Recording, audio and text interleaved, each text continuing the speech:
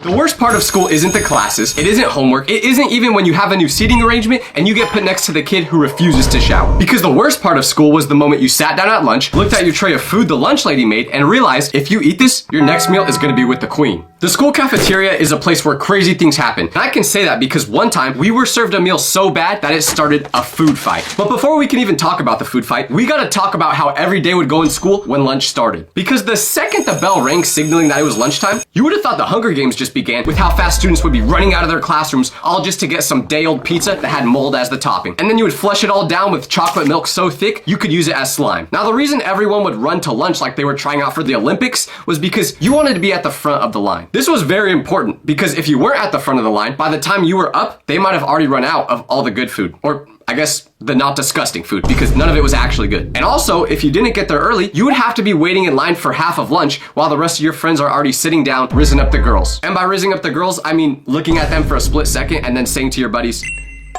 "Bro, she definitely wants me." I remember on my very first day of middle school, the bell rang and immediately kids are sprinting outside of class like the light just went green at an F1 race. They're heading towards the cafeteria trying to be first, and I'm just sitting there at my desk still, wondering why everyone is going so fast. Like we're all gonna be getting the same food anyway.